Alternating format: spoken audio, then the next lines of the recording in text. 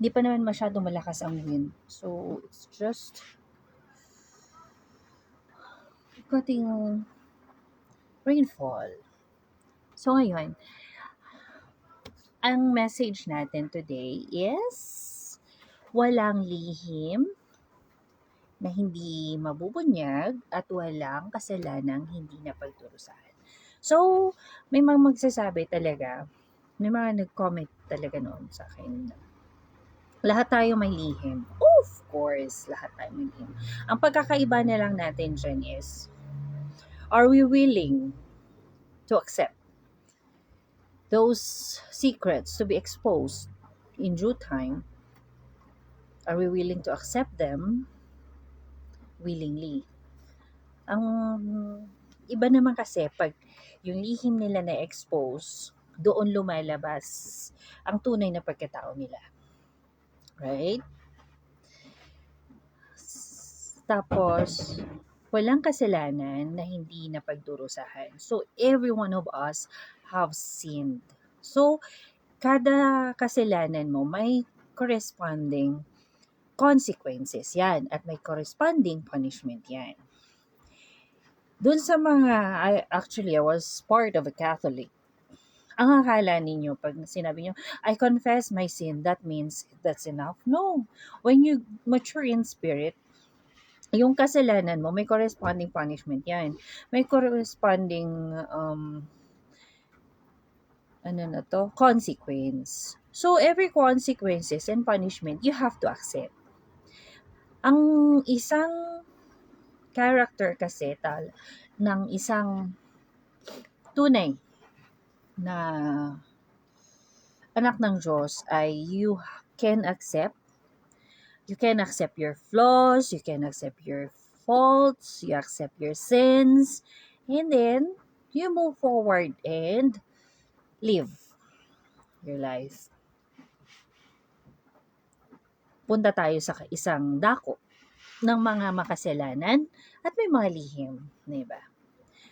Sampalan na natin sina BBM and Liza. They thought all their secrets, all their sins can be covered up. Ito makaka-relate na dito yung mga iba eh. So they do not want their sins or their secrets to be exposed, right? So what do? They get money, large amounts of money, so that they can pay people to portray to the world that they are the good ones. And do you think that is the true way? May mga ganyan din sa buhay ng bawat isa sa atin. Yung gusto nila magandang image sa lahat, ayaw nilang mabulgar ang kabulukan ng kanilang pamilya, ang kabulukan ng kanilang mga nagawang kasalanan. Yes, all of us are sinners. We accept that. But not all of us are willing to accept that we have sinned. Nagets nyo? Si Satanas ganun din. Like BBM. They will say that they are the good ones, wala kaming ginagawang masama, and then they are paying people or they're using their family to cover up their sins, to cover up their secrets, right? So, ganun din si Satanas no, nagkamali siya sa langit. Undermining ang ginawa niya. Deception. So, hindi bulgaran. So, what did he do? He deceived angels to cover him up sa kasalanan niya. So, same thing. So, what happened in heaven, devil, is same is happening here on earth. Kasi nga, kapag anak tayo ng demonyo, kung ano yung ugali ng espiritong nasa atin, yun yung nagagawa natin. Try to see. Try to reflect sa sarili mo. Sa sarili ko. Actually, we have to reflect all our sins, reflect on what we have done, reflect on our lives. Kung tama ba yung ginagawa ko. Pero hindi kasi lahat strong ang kanilang puso at isipan. Hindi lahat humble enough to accept the fact that they have sinned. 'Di ba? Konting pagkakamali lang. Kung talagang nagkamali ka, kung talagang nasa landas ka ng katotohanan at matutuwid. Pag nagkamali ka, you accept already your fault, do not do it anymore, and then move forward, live more righteously than before. That is the right way. Pero marami sa atin, kapag nagkasala, kapag may mga lihim na gustong itago, anong ginagawa? Tumatakbo sa kuya, tumatakbo sa ate, tumatakbo sa family, imbis na tulungan sila, 'di ba?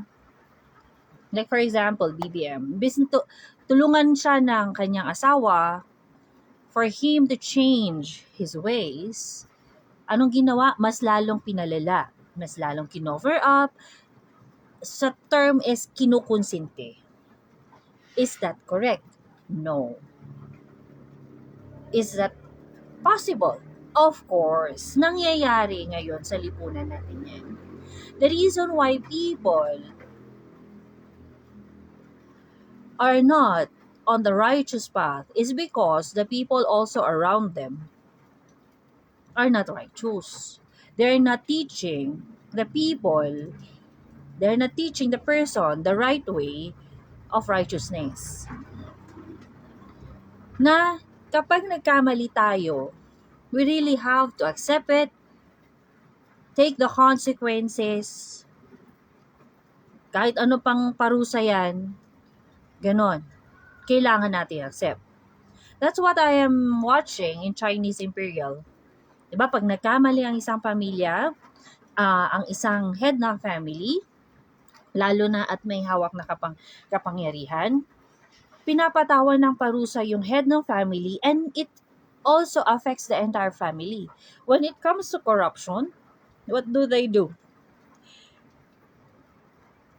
imprison first. Itong nagkasala, the head ng family, they imprison first. While waiting sa preso, hinihintay sa dungeon, hinihintay ng taong ito ang kanyang final verdict. So sa preso, we will wait for that. Kung final verdict niya, kung talagang under investigation, he is really that large scale corruption or anything, tapos it is more it's graver kaysa dun sa mga na-contribute niya sa kaharian or sa empire, he has to face death sentence. And one more thing, it affects his family. Why? Kasi the empire will take over all their belongings or their properties, and kasamang mamamatay nung head ng family, the entire family, right? Not unless, of course, that depends on what kind of law they have. Pero may mga ganon. Or they have to let them out. Wala na sila, hindi na sila pwedeng tumira sa mga mansyon nila or anything. Mga pusa ko. So, there. So, ganun yun. So, ibig sabihin, kailangan i-accept natin. Pero may mga times, you have to see na kapag na unti-unti nang lumalabas, di ba, ang mga katotohanan about what they are doing, yung mga may kapangyarihan or yung may mga friends or may mga kasama, basta family, your relatives, friends, sila ang magkukumpulan to cover it up. Ang tanong ko lang, tama bang proseso yon? Tama bang solusyon ang pagko-cover up? At times, yes. kapag sinisigurado muna natin, ay pag hindi muna tayo sigurado na ginawa nila yun, di ba? Pero most of the time, may mga pagkakataon talaga, hindi mga pagkakataon, most of the time, lalabas at lalabas ang katotohanan. At doon lalabas kung anong klase tayong tao. Now, it is now during this time, July. What's today? July 11. So, lahat ng mga lihim natin, lahat ng mga sekreto natin, hindi mo yan may tatago. Sa harap ng Diyos, He knows. And to all sons and daughters whom He had chosen, lalabas at lalabas dyan. The reason why many sons and daughters are already being deployed around the world is for us to see or be a witness of what kind of person you really are. And then take note isang kapatiran ko rin, taga Felix din. Kapag nandun siya sa area, at ako rin ganito, nandun kami sa area, bigla na lang lalabas at lalabas ang mga lihim na tinago-tago nila ng mga ilang taon, di ba, dekada pa. Kasi, God is already exposing what is inside. Now, doon naman pinapakita ng Ama sa amin and to the world daw. Actually, it's already globally. You're seeing it already in a real-time scale. Dati-dati, it's just in a small community, small group of people, kami yung ginagamit. And now, there's this broadcast, nabo-broadcast na tayo internationally, universally of course, is na-expose na ang mga lihim at mga kasalanan ng bawat isa sa atin. And now, we're so happy na lahat tayo hindi na inosente sa mga issues ng ganyan. Nandun na tayo sa mga pagkakataon na nagtatanong na tayo na tama ba yung pinapanigan ko? Mali ba? So, may nagsabi kasi sa akin, bakit ko daw sila sinisiraan? It's not sinisiraan. I'm just telling the truth. Kasi one-sided. Gusto nila maging mabuting ehemplo sa mga tao. Hindi ka pwedeng, when in fact, gustong itago yung mga maduduming sikreto, maduduming pagkatao, which is wrong. You cannot be a leader, you cannot be in such a position of matataas if you are not totally cleansed from all aspects. Hindi pwede yun. Yung sasabihin mo, hindi pwede, hindi sila pwedeng magsalita kasi they will destroy our reputation. In the first place, ang tanong dyan, kung maganda sana ang reputasyon mo, hindi kasalanan nung nag-e-expose. Hindi kasalanan nung nag-e-expose, tama po ba? Kasalanan nyo nung taong gumawa nung lihim at kasalanan. In the first place, you know already na mali yung ginagawa mo. So, do you have to cover it up? Nagkamali ka, you have to confess it. You have to accept it. Ano yun, i-cover up mo? Gagamitin mo ang buong pwersa mo para patahimikin yung taong nakakaalam nun? Hindi pwede yan. That's an injustice. Yes, there's also a mandate to us by the Father that we should not be gossiping, right? Telling secrets. Yes. Kasi, dapat, ini-expose mo lang yon sa tamang mga tao.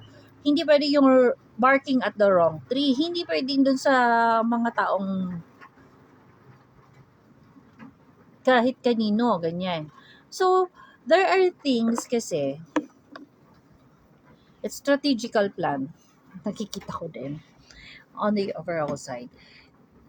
hindi lahat naman ng mga um, lihim will be exposed. But they will be exposed to the proper, kung sino yung talagang naapektuhan. Yeah?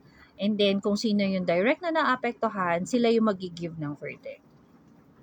Like for example, in a family, pag nagkamali ang anak, you should not be the one telling it around to the community. It will be, sino ba ang in charge doon? It would be the parents. And and if something happens, it's graver that it affects the community. The community must know about this mistake. And if in the community there's a specific person, sabihin na natin yung pinaka-head. Ano ba yung sa isang komunidad? Isang barangay official, nagkamali, okay lang ba? Sabihin, nagkamali siya ha? Nagkamali siya sa paghawak ng pera ng barangay. Does it affect the LGU? Yes. So we have to expose it. Tanong ko, paano yung private life? Kasi sabi nila, magkaiba daw ang private life sa public life ng mga officials. Tanong lang, kailangan bang malaman? Yes. Why? Kung papasok tayo sa government, we are already a public entity. Pag-aari na tayo ng publiko. Pag-aari na tayo ng Diyos. So, if we are heads of a barangay, of a corporation, of a company, isa tayong supervisor, isa tayong manager, isa tayong coordinator, administrator, even the president. Kailangan ba ang public life niya usisain? Yes. Why? Because they are the leaders. They are the heads. They should be the example of goodness, righteousness, being virtuous, responsible for their position. And likewise, also, sa mga heads ng bawat pamilya. See? Kaya ang tungo kasi dito is kailangan nakikita na isa tayong magandang halimbawa sa mga taong sumusunod sa atin. So, is it necessary for secrets, for sins to come out from every individual, lalong-lalo na sa mga namumuno? Yes. Para makita na rin ng taong bayan at ng mga susunod na henerasyon whether to follow your lead or to divert from it. Diba? Kaya nga, ngayon, pinapakita na ng Ama, sa buong mundo, kung anong klase pagkatao ang bawat isa sa atin. Yung sinasabi mo ba, ganon din yung sa action mo? Ganon. So we are already in the era of information, in the era of exposure, in the era of high technology.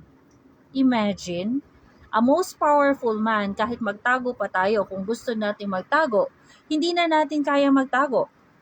I, for one, blacklisted na ako. Ewan ko kung blacklisted na ako kay Meta. Just by putting my name, putting my phone number, putting my email, nahanap na ako ng AI na yan, and then binablock ang aking account. And then, ginagamit ang mga messenger ko through links na hindi ko naman ginagawa. Ganon na makapangyarihan ang technology ngayon. So, wala na tayong maililihim pa. So, bakit?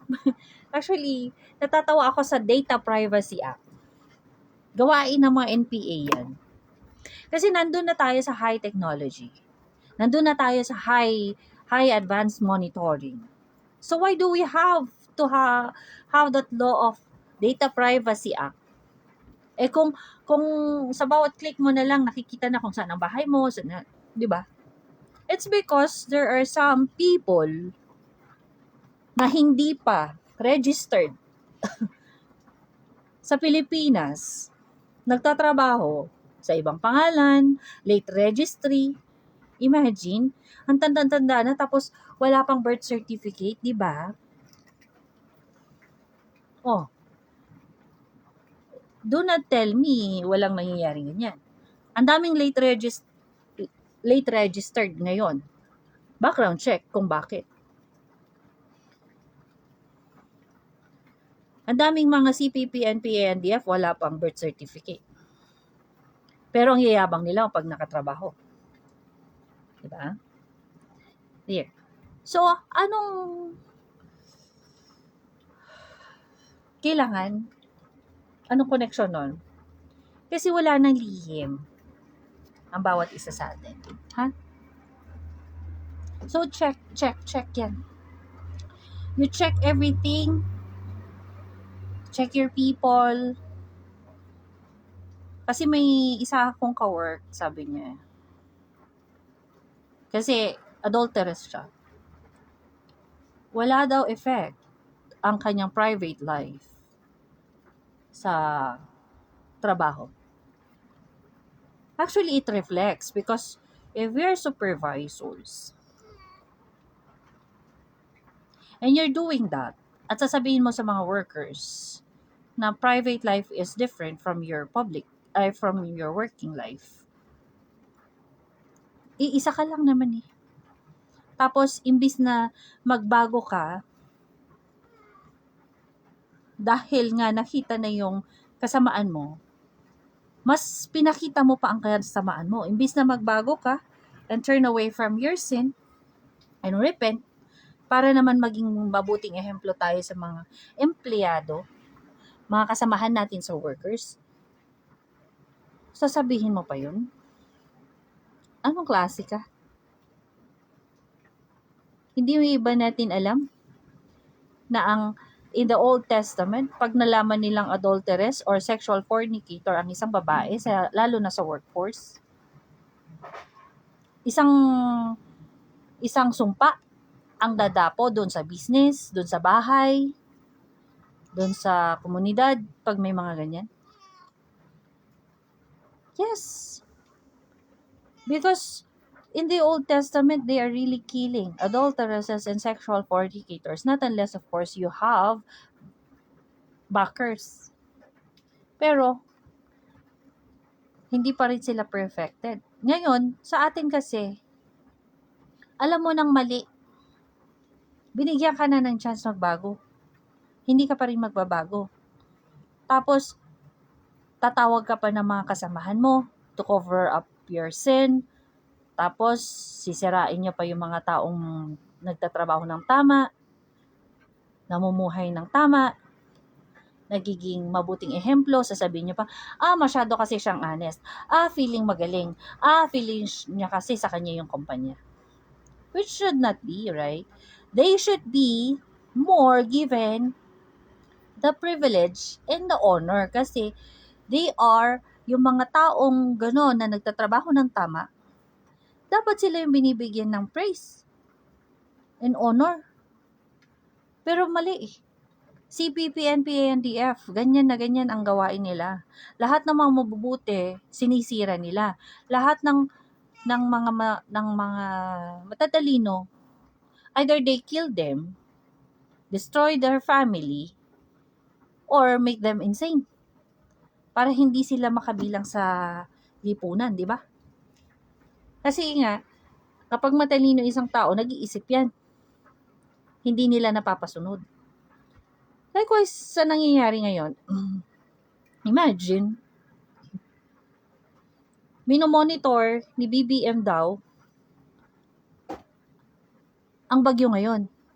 Normal, that's part of the risk assessment, 'di ba? Risk assessment mo, disaster preparedness. Pero yung solusyon mo naman, BBM, ano yan? Solusyon ng NPA, ayuda. Solusyon ng isang mababang uring nilalang na we're not already in the Stone Age. Na kapag may nangyari, fish ang ibibigay mo. 'Di ba ang utos ng Ama sa atin? Ang utos ng Ama sa atin is teach the people how to fish. Hindi yung puro lang ayuda. Grabe ka, BBM. Ayuda lang talaga. Wala ka na talagang alam. Actually, we are already in the venture out of AI technology. We should be advancing it already. Huh? I'm so happy. Nakikita ko yung China. They're so advanced. Actually, noong 2013, I was really expecting an automated industry also. Pero nang dahil sa mga taong ayaw umadvance sa technology, dahil lang pinangalandakan nila ang kanilang mga posisyon, dahil lang sila ang nakaupo, wala naman silang alam sa technology. Wala silang alam sa advancement. So yung automated process that we were reviewing for how many years, ano yun? Nabutata. Naging dugyot tuloy ang operations. Likewise, ganun din ang ginagawa ni BBM ngayon. Inumpisahan na ni PRRD ang malawakang expansion or improvement of the entire Philippines. And then here he comes. Isang NPA ang utak. Ano yung NPA ang utak? Basta sa Ilocano, basta dati mabagi, adama parte, kanyak, bagi ti pamilya, kasjay. They're so selfish that as long as there is a part na magkakapera sila, hindi na nila nakikita yung future, hindi na nila nakikita yung environment, the equipment, 'di ba? Basta mapakain. Alam mo yung tipo na, ang baba naman ng utak mo, pagkain lang, nababago ng prinsipyo mo. Anong klase? Those are the kinds of thinking ng mga NPA. The head of the CPP, NPA, NDF wants us to think like that. But no, hindi na ganyan ang mga Pilipino ngayon. Matatalino na. That's why we are going out of the country for us to benchmark of what kind of living the other people are doing in their own countries. The USA is destroying the reputation of the China to the world. Ginagamit nila yung media. Ganyan ang paggamit din ni BBM sa media dito sa Pilipinas. Binabayaran nila para sirain yung mga taong matutuwid, yung mga taong tunay na nagsisilbi sa bayan. Yung mga taong sinasakripisyo ang kanilang sarili para sa tamang landas.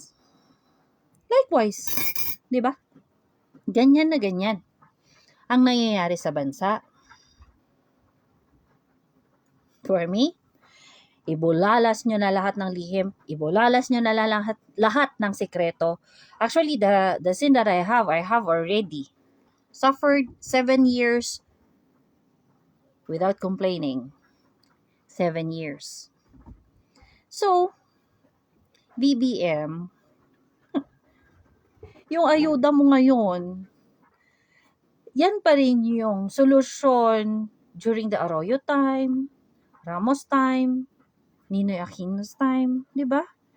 And then we're going back to there. Ganun na ganun yung mga sistema na naiinisan ko kasi nang bumalik ako, kung ano yung iniwan ko, masahol pa pala, yung nangyari. Imbes na advancement, bumabalik rin lang tayo sa mga old, Stone Age kind of solutions.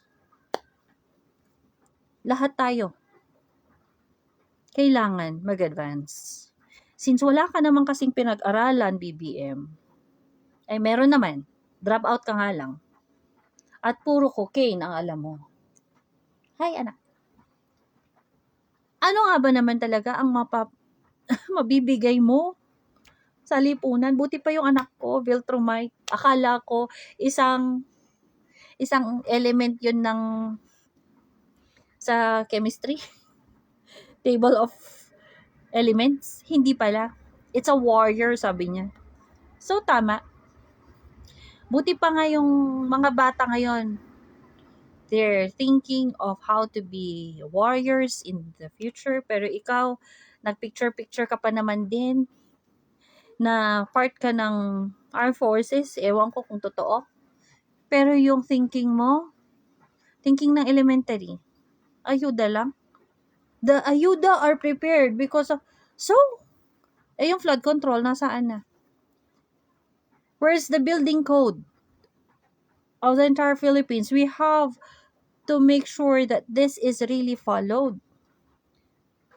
Diba?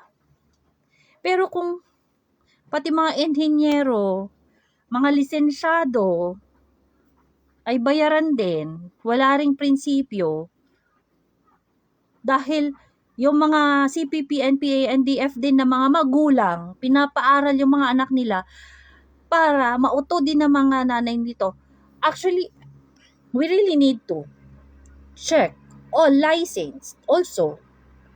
Even sige, if we're really part of nation building.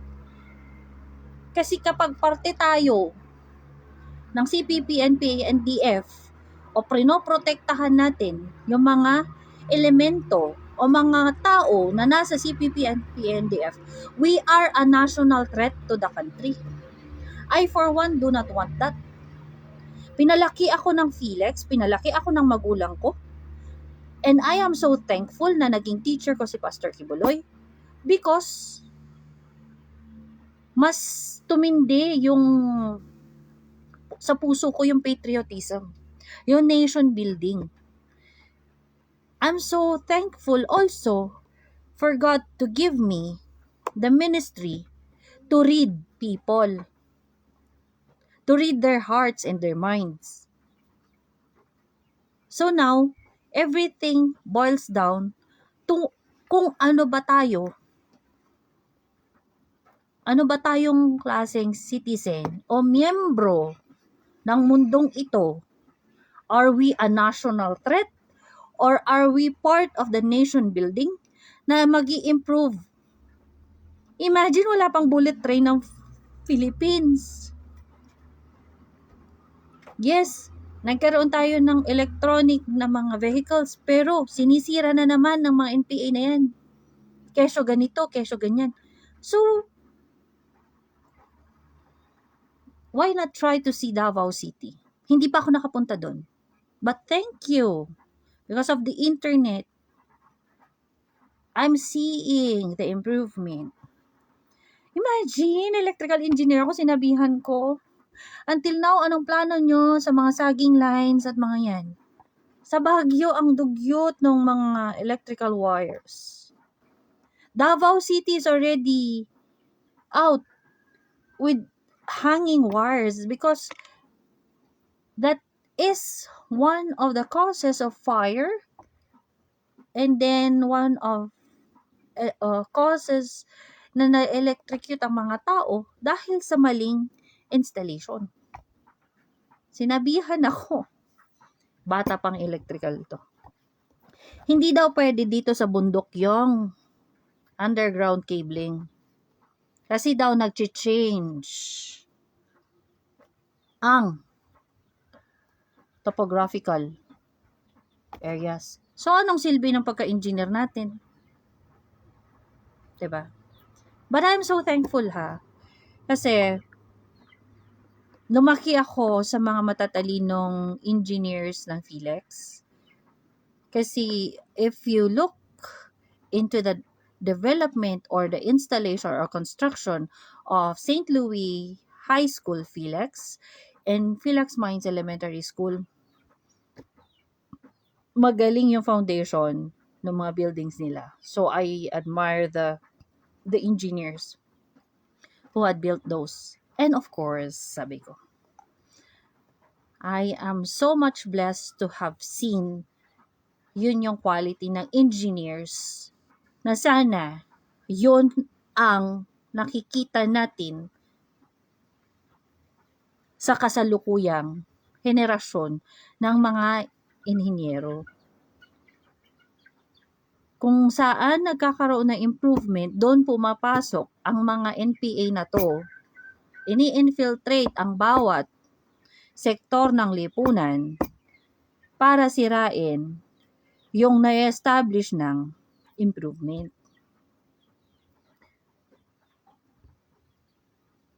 They do not want to follow the rules of occupational safety and health.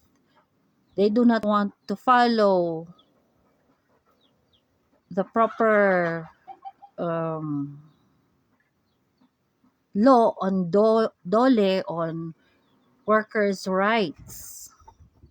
They do not follow the standard of building codes. Basta makapera lang sila, so useless ang mga NPA.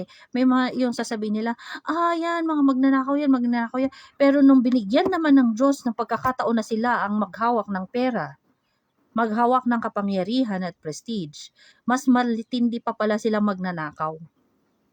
See? Kaya before na sabihin mo magnanakaw yung ibang tao, make sure na hindi ka magnanakaw ha. Make sure that you can kaya nga sa amin, pwede na nating sirain si BBM. Sirain. Kasi sira naman na siya. Wala siyang kredibilidad. Bilang isang lalaki, he doesn't have a stand. Is he a king? No, he's not. He's a clown. He's a slave. His thinking is way below the thinking of a father. Hindi siya tatay. Isa pa rin siyang isip bata na nagtatago sa palda ng kanyang ina at sa kanyang asawa. Wala siyang paninindigan. So sa inyo, try to check yourselves. Even I'm comparing myself to Lisa. Hay nako, sabi ko, I cannot compare myself to her. I do not like her. And I do not like her credibility.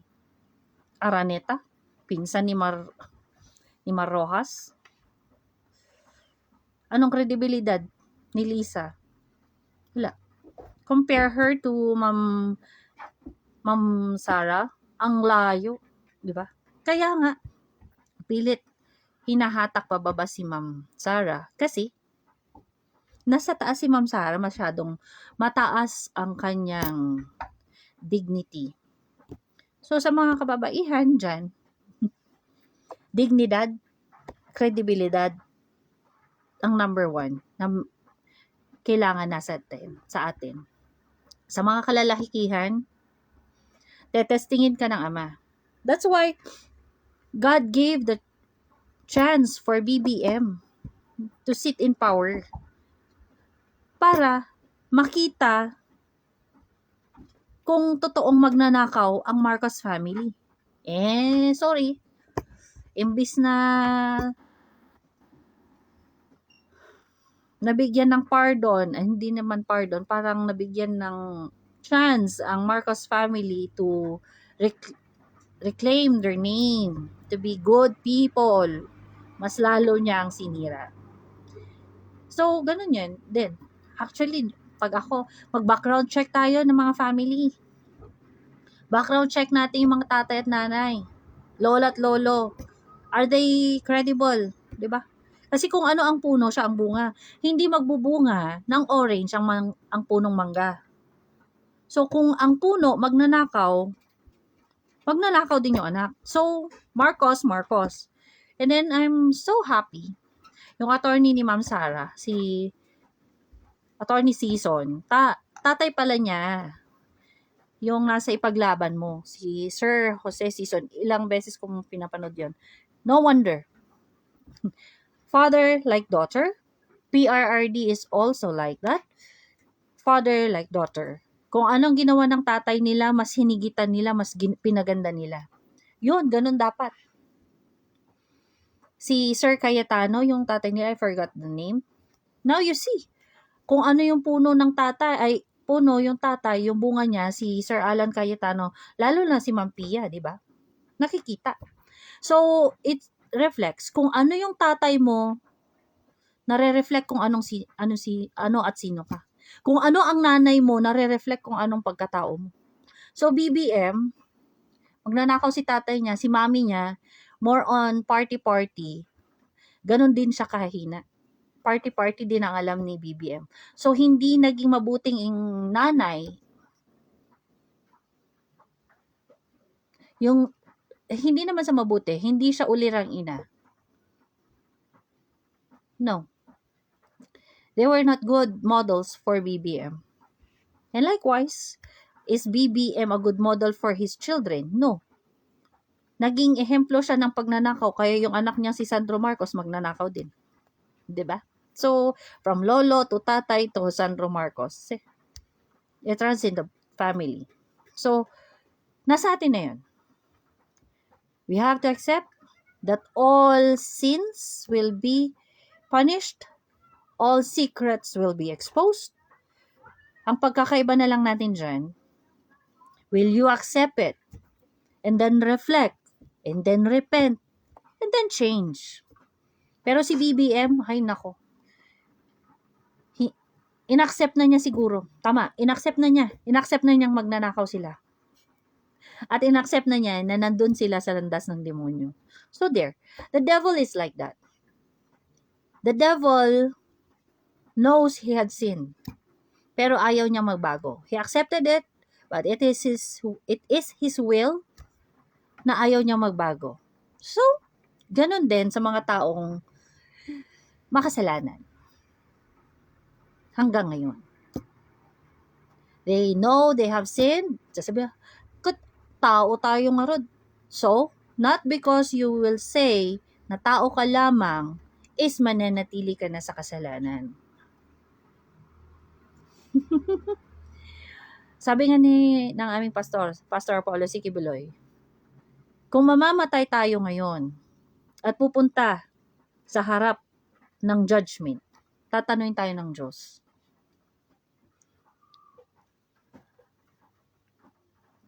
Sa impyerno ka, pero ipagpipilitan mo ba sa langit ka? Kasi sasabihin mo, tao lang po ako, isa ako makasalanan, kaya papuntahin mo ako ng langit. Kung ganyan ang reason, bakit ituturo ng Diyos? Bakit si Pastor Kibuloy na kaya niya na from a sinful start, namuhay siya ng righteous at banal? Now I'll tell you. Isa din ako dyan. I have been in the sinful life. I have experienced pain, suffering, temptations, lahat ng fires. But still, why did I have to choose the righteous path? Nandun yon sa puso mo. Di ba? Kung talagang gusto mong magbago, walang pipilit sa'yo. Kung ayaw mo magbago, walang pipilit sa'yo at wala kang ituturo. Sarili mong choice yan. Kung susunod sa agos ka na lang, choice mo pa rin yun. There? So, sa atin, ang magandang nangyayari ngayon, lahat ng lihim, lumalabas. Lahat ng baho ng bawat kampo lumalabas. Pero ang nailalagay na lamang sa puso't isipan ng tao ay sino ngayon sa mga naglabasan na ng baho ang namumukod tanging lumiliwanag. There. Diba? Yung lumiliwanag, ibig sabihin, the most righteous. Lahat yan, ilalabas ang sikreto. Huwag ka nang magmalinis. Huwag ka nang gumawa pa ng isang maskara sa harap ng lipunan na hindi mo naman kayang tayuan. Diba? Kung ikaw, nagbabato ka ng mga lies to destroy a person, make sure na kapag yung taong yun nagsabi ng katotohanan, hindi ka mabubuwag. Dear. Kasi kung ano yung pagkatao mo, mulat sa pool, lalabas yan. Ang taong sama-sama galing, ang tao sa masamang galing, masamang puno, at times, mapapakita niyang mabuti siya.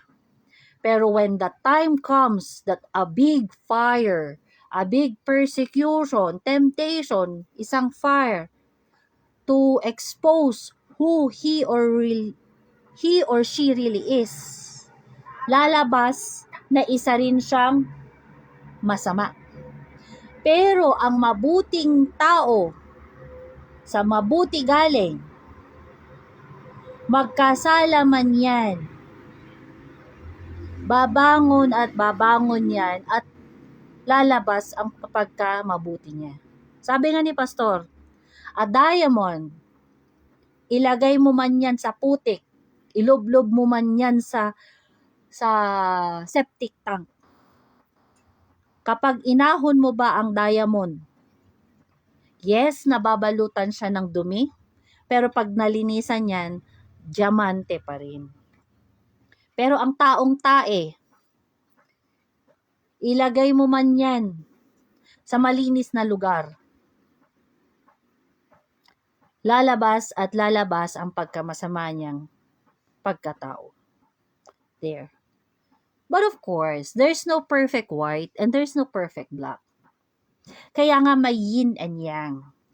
Kapag maputi, may mga certain times na may mga maitim ang heart natin. And that's the time we reflect.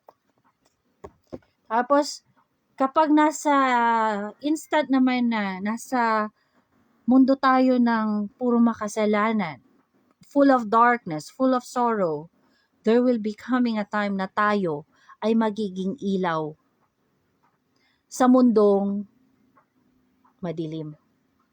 But that is our choice also. 'Di ba? Because that's the balance. Ang connection ng Christianity sa Chinese teaching is merging. They may be in one magkaiba man ng pangalan, but the teachings are still the same. You stand for what is right, you know what is good, you know what is right. Parehas. Again, kung ano ang pinunla mo, siya ang aanihin mo. Kung nagpunla ka ng katotohanan, aanihin mo ang katotohanan, kapayapaan, at kaligayahan. Pero kapag nagpunla ka ng kasinungalingan, panloloko, panggagamit, panggagancho, pagpatay sa mga inosenteng tao, aani ka rin ng kasamaan. Aanihin mo rin yan, 'di ba? So, we have to go through this kind of experiences in our lives para makita natin kung ano ba tayong pagkatao. And it is already our choice. 'Di ba? So, lahat tayo nagkasala. Walang perfect nung pagkatanda natin. That's why we have to be baptized. Be baptized when the time comes na alam mo na gusto mong magbago. Hindi po tayo nagpapabaptize na bata ka pa lang, hindi mo pa alam yung gusto mo. Baptism comes in kapag gusto mo na talagang magbago. Hindi ka pipilitin. Like for the KOJC, sabi ko nga, before kami mapabaptize, we have to learn the lesson. We have to reflect on what we are. Gusto mo ba talagang pumunta ng langit? If that is your choice, pabaptize ka. Pero pag hindi mo kaya, then it's your choice kung if you do not want to. Are you willing to give up everything? Oh, diba sa mga in love dyan? For example, ikaw na yung pinakamataas, pinakamayaman. Nakita mo yung pinakamamahal mong babae, pinakamamahal mong lalaki.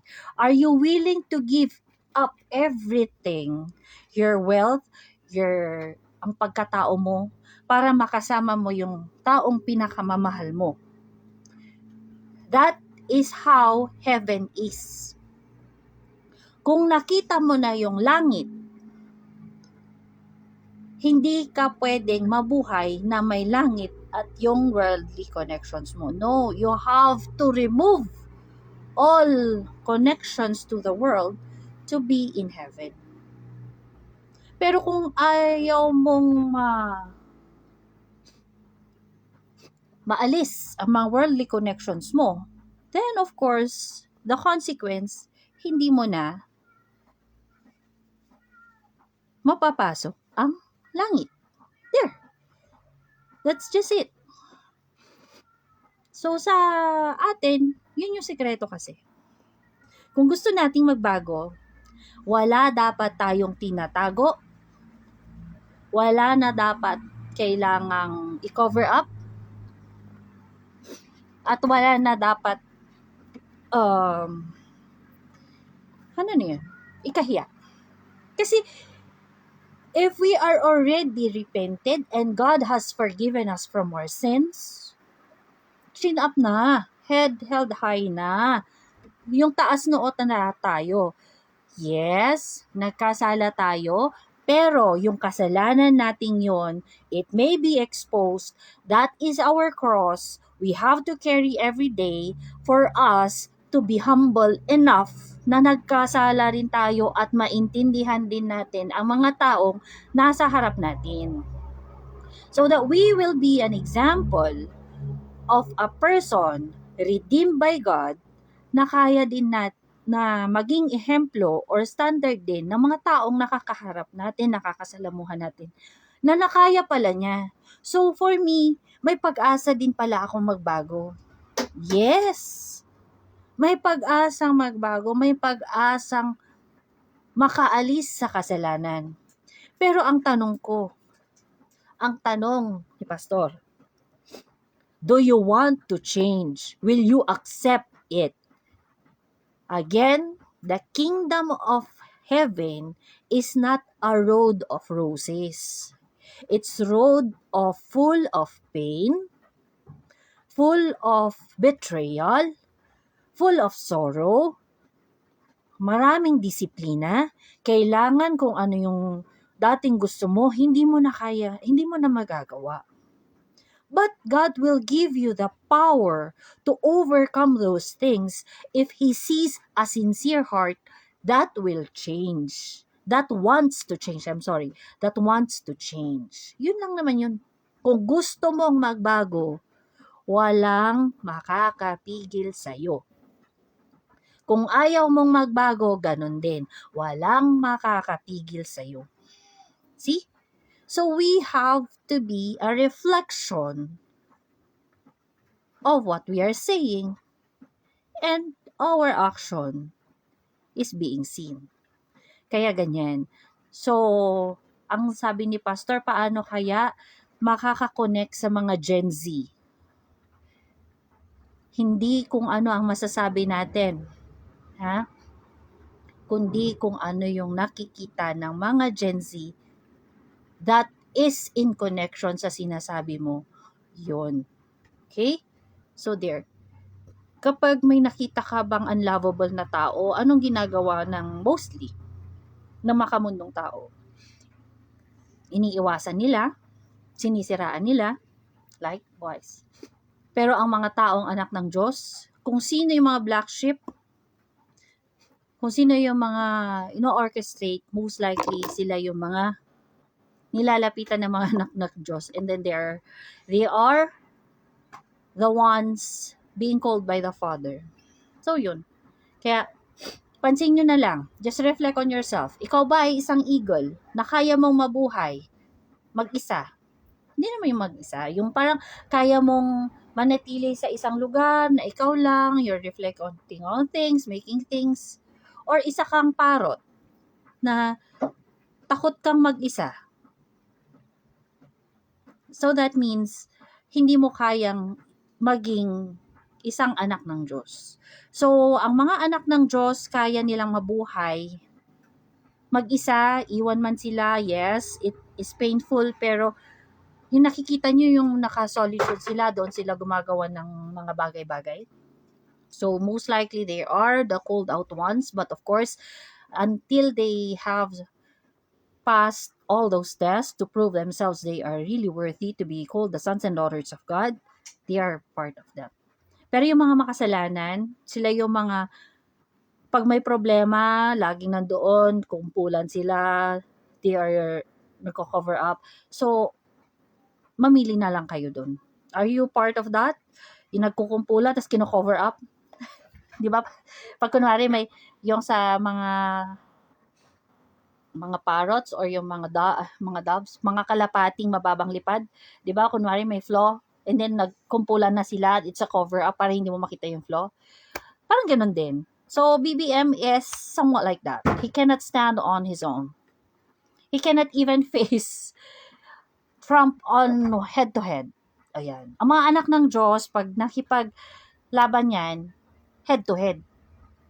Pinuno versus pinuno. Pero yung mga anak ng demonyo, ang ginagawa niyan, undermining, gumagamit ng mga tao, nag-hire ng mga assassinators, di ba, mga secret agents, para sirain yung heads. Hindi yan nakikipagbunuan ng head to head. Yan, ganyan kahina ang mga anak ng demonyo. But, to all sons and daughters, yes, this is the era where all our secrets, where all the things that we are doing will be exposed. At, nasa atin na lang po ang choice kung mananatili ba tayong sa kamalian, or are we going to change it and be part of the light? Of course, at times we are the light in the dark. We're still the light in the dark. We can go to hell and give light and pag-asa sa mga taong namumuhay sa isang karimlan. And then, makikita mo kasi mga anak ng Diyos, they are saving children. The future of the children. Pero yung mga anak ng mga demonyo, yan yung mga, yung pamilya ko lang ngayon, i-cover up ko, ba't mo sinisira yung ganito, yung mga kredibilidad ko, ganyan. But they're not thinking the future of the children. They're thinking kung ano yung makakain nila ngayon, kung saan sila magnanakaw. Actually, mga magnanakaw yung mga, hindi sila nagbabanat ng buto. Tapos, sa mga workers, yan yung mga taong hindi nag-exceed sa kanilang work. They're not venturing out. Tapos sila yung mga sitting pretty. Tapos yung mga trabaho nila sorry ha, may time pa silang magbanjing-banjing, may time pa silang chismisan. Buti sana kung natatapos yung trabaho sa isang araw, no? There. Yung mga more likely tumataba sa work. There. So, sorry sa mga mataba din naman ako. Pero, we just have to say na kailangan maging obese daw, sabi ng anak ko. No, we have to make sure that we are the best. Kung tayo ay isang cook, we are the best cook sa ating area. Kung tayo ay isang engineer, we have to be the best engineer. If we are to be the guidance counselor, we have to be the best. Ganun dapat ang competition. Huwag na natin gawin yung ginagawa ng NPA. Na pag may matalino, nagde-deteriorate tayo. Oh my goodness, no, do not do that. You compete yourself. Either you reach their standard or exceed from it. That's much better competition. And then we hope. Yes, ayaw nyo magpa-invade ng China pero gusto nyo ma-invade tayo ng mga dugyot na NPA na yan na puro rally ang alam. Imagine, nung nasa SLU ako, kapag may nagrarally doon, kami yung mga estudyante noon, visit na visit sa kanila kasi yun lang ang inaaral nila sa SLU, mag-rally. My goodness. While we are kumakalikot yung mga utak namin sa algebra, calculus, habang sila nagrarally, imagine, and then you're making things, hi, sana naman po ibalik na yung pagtuturo naman is gaya nung dati. Make it the subject be exciting for the mastery of English, mastery of science, technology, and mastery on math. Diba? But for me, I'm learning Chinese for now. Para naman makapag-communicate tayo sa kanila. Kasi mahirap na wag mong aawayin ang mga alien, ang mga taong pinapadala ng Diyos sa iyo. Huwag mo awayin. You just have to understand. Ang problema kami, akala nila nakikipag-away kami. Hindi. Lumalabas lang talaga yung pagkatao nila at ayaw na ayaw nila yun. Ayaw na ayaw ng mga taong nakakasalumuhan namin na na-expose yung kanilang weakness, na-expose yung kanilang tinatagong mga sikreto. So, naintindihan namin yun. So, hindi ako nakikipag-away. Ang kasi ako, I'm just being used by the Father to expose what is the truth. Okay?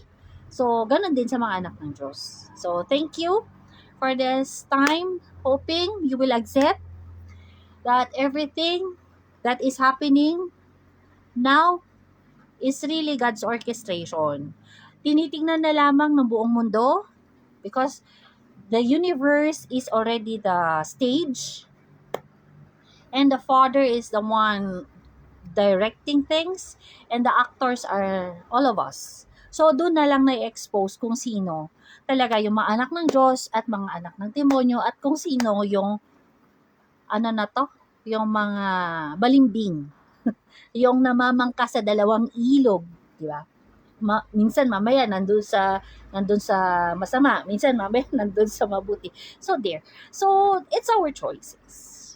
Basta sa akin, lahat tayo may lihim.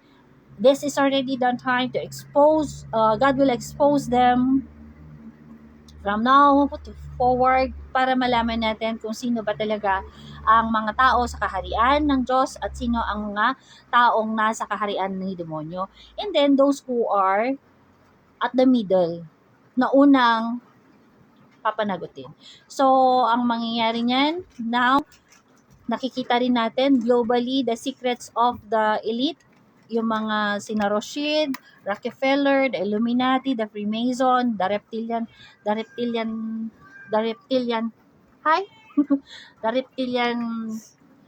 head is already being exposed as well. Sila tinatago din naman nila. So, this is the time na may expose na rin sila. And then, of course, BBM is their puppet.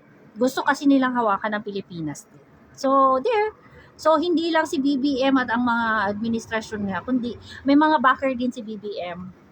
The World Economic Forum. So, there. As long as we remain steadfast in our faith, we are righteous, we are doing our responsibilities in the best that we could give. We excel in everything that we do. And then we do not destroy through lies. And then we teach, love your enemy. Love your enemy is telling them the truth first. Diba? Then we have to pray to the Almighty Father for divine guidance kasi hindi nga tayo pare-parehas ng lesson plan pero isa yung layunin natin na pumunta ng langit, isakripisyo ang sarili natin para sa ikabubuti ng mundo, ikabubuti ng future ng mga anak natin. So, there you go. Thank you for your time, for listening. Thank you to our Almighty Father, our Lord Jesus Christ, for the privilege of this video for this morning. And thank you to our beloved pastor for being my teacher, how to be strong, how to follow the will of the Father, kung saan tayo na ipunla, doon tayo mag-grow. So, salamat po. Again, I give this all the glory only to our Almighty Father. Isa lang po akong instrumento. Hindi para sa ika luluwalhati ko to, but for the glory of the Father only. So it's a privilege to be of service to the King. Salamat. Father bless us all.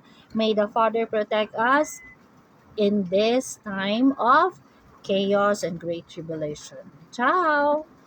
Ciao. Bye. Bye.